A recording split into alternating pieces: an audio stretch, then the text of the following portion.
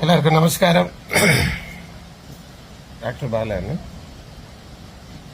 Just ഒന്ന് പറയണമെന്ന് തോന്നി, വേറെ മാർഗമില്ല.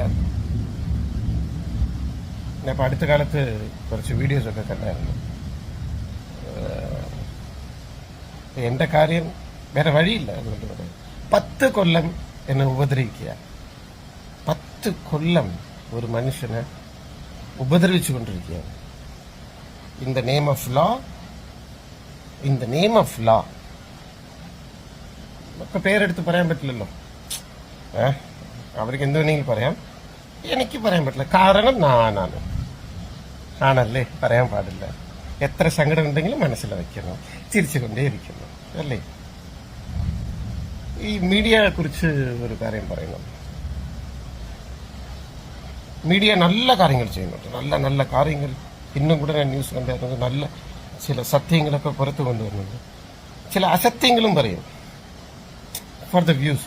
ആണാ മീഡിയയെ ചതിക്കുന്ന ഒരാളുണ്ട് കേരളത്തില്, അറിയാമോ? ഒന്ന് വേണ്ട പറഞ്ഞ് നടക്കുന്ന ഒരാളുണ്ട് ഇവിടെ. ഇതെല്ലാം പുറത്ത് വന്ന 10 കൊല്ലം 10 ഇയേഴ്സ് ഇപ്പൊ എനിക്ക് വിവാഹം കഴിച്ചു. என்னுடைய വൈഫ് പിറന്ന നാളാണ്.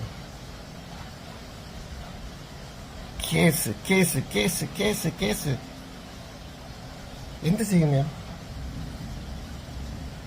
ഞാൻ എവിടെ ഉള്ളത്? ഇന്ന് രാവിലെ വൈക്കം അമ്പലമില്ല, ശിവക്ഷേത്രത്തിൽ ഉണ്ടായിരുന്നു. ഞങ്ങളെല്ലാം കുടുംബമായിട്ട്, എൻ വൈഫ്, എൻ മാമിയാർ, അവളുടെ അനിയത്തി, എന്നോട് ചിറ്റപ്പ, എല്ലാവരും വന്നിട്ടുണ്ട്. കോക്കിലയുടെ പിറന്നനാൾ 2 ദിവസത്തില് 27 വിശേഷങ്ങളുണ്ട്.